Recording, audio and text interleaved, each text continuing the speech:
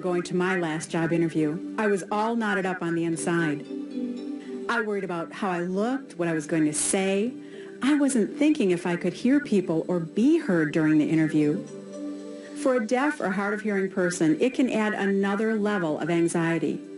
There are some things you can do to make it easier for them, like providing company literature before the interview, or a rundown of the interview process. Things like times, locations, the names of people who will join in on the interview can be a big help. I'm terrible with names, and having them ahead of time can help make the connections. All these things are helpful to any prospective candidate, hearing or non-hearing. You should also be prepared to provide some accommodations if needed. These things allow you to focus on the applicant's skills and ability to do the job, because isn't that what the job interview is all about? Wigwam Mills Incorporated is located in Sheboygan, Wisconsin. The company produces millions of pairs of high-quality socks that are sold worldwide each year. One new employee is Sonia Kazimoff. Sonia was born deaf, so she has never heard the sounds of mechanical knitting machines, forklifts, or even the voices of her coworkers and supervisors. But that hasn't prevented her from understanding, communicating, and being productive. When Vi, our human resource lady, first told me we were going to hire a lady with a hearing disability, it was new to everyone. There were a lot of fears with the company. We didn't know what we were getting into. I was looking at it as a safety standpoint. If she can't hear at all, how is she going to work on this machinery? How is she going to cope with forklifts driving around? How are we going to train her? A lot of the jobs out there, they work in pairs. So I'm wondering, how is she going to cope working with another employee when you have to communicate with each other, working in teams, when she can't speak and she can't hear? How is that going to work? The second shift supervisor had a meeting with the employees beforehand and let them know that we were taking on this person. At first they had a lot of fears, wondering what are we getting into, how is she going to do, oh, she can't keep up, it's going to be more work for me. But once she came in, started meeting people, going along, we saw her work ethics. I mean, she fit in, worked just like any other employee, can keep up with any other employee. It was a little awkward at first, but got the hang of it. I started to pick things up. I felt better and more confident as I learned more. I'm used to picking up things pretty fast, so it was really exciting for me. Good afternoon. I'm glad you were able to attend the meeting. Good afternoon. I'm looking for some input from you. You're all aware that we're going to be getting more equipment in January.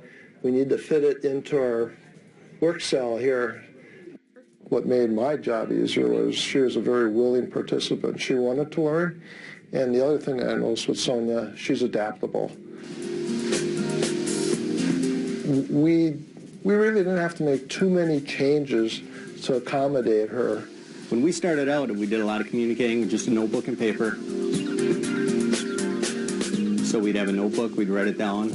When I speak to Sonia, as you and I are talking right now, make sure you look the person in the eyes, and I think she can sense different facial expressions. And if you're very serious or if you're joking, she can even pick that up by the person's emotions. I'll pull Sonia in my office, and I'll sit down on my computer and either bring up a blank sheet on Microsoft Word or else email her to her BlackBerry, and she emails back to me. I've never had a BlackBerry pager before. Send something through an email to her, it buzzes on her, she'll sit down, text back to me, and get right back to me. So if she's at home or if she's at work, I can send her a message whenever I need to. And, if there's an emergency here at work, too, they can read it down. Instead of writing a note, it's a lot faster to type and then just show the screen. So it seems to work better. We developed little flashcards where if she needed to call a quality person over or a mechanic, where she could hold that card up. When they'd see that card, they would come over. Or there's a red card there that just says stop. She sees something, perhaps it's a safety issue, maybe it's a leak, or it's a quality issue, and she needs to think what's going to be next. So she'll hold that red stop card up. now what I'm going to do, I'm going to turn the machine on so the machine's going to be rotating. You start out and you board at whatever speed is comfortable for you. What we did when we started out, we had an interpreter come with Sonia working the full shift for about 3 weeks, working 8 hours to help her get to know the people. If the people had questions, they could communicate. I wanted that interpreter there. I'm from California. I moved here 2 years ago to Wisconsin. Lunch break with her so she could communicate with people a little bit on their spare time. But also, the first 3 weeks was the most extensive training, so I needed that interpreter there the whole time. After that, we backed the interpreter down, I think, for about 2 weeks to about 4 hours a day. And most of the time, that interpreter was just helping get Sonia started. And an interpreter, Sonia was doing her job. The interpreter was just there if questions came up. And really, when she had questions, a lot of those questions were no longer going through the interpreter. It was just either with a cue card or writing a note, or routinely during that month when I had her, I made it a point that I would go and check on her a couple times during the shift. Sometimes it was just mouthing the word okay, and she'd nod back to me. And after that, we backed it down, I think, 2 hours a day for about a week or two, just at the beginning of the shift. And then after that, we don't have an interpreter at all unless we have department meetings or company meetings, important stuff that we want to make sure that she understands everything. We're talking benefits or profit sharing, stuff like that. What I'm going to do today, you're going to be packaging a new product. When we first came into it, we thought this would be months and months of having an interpreter to get her trained, and it wasn't that. And what happened at the beginning, the state covered it for a certain amount of time, and by the time that was over with, she was trained.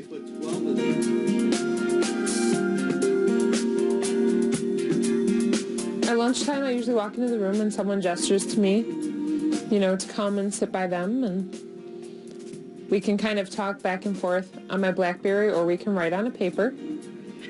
And we say, what's your name? Where are you from? How long have you worked here? And, you know, we talk about how many kids we each have and what we like to do.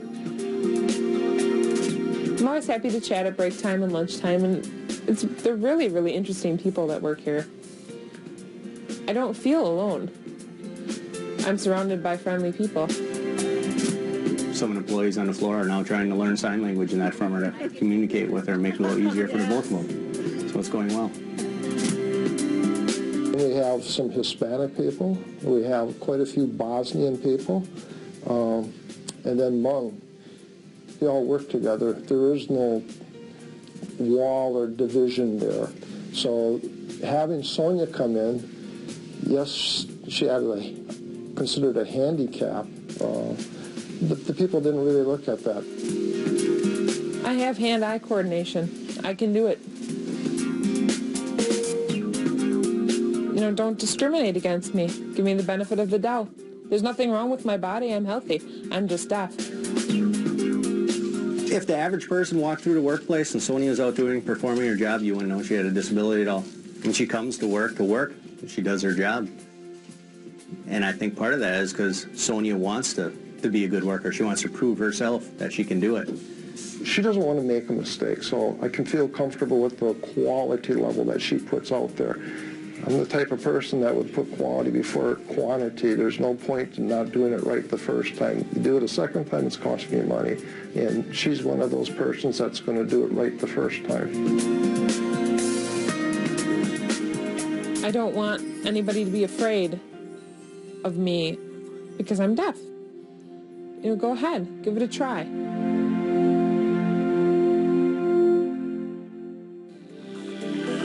Every employer has similar goals of making a profit, producing quality services and goods, and maintaining a safe working environment for everyone.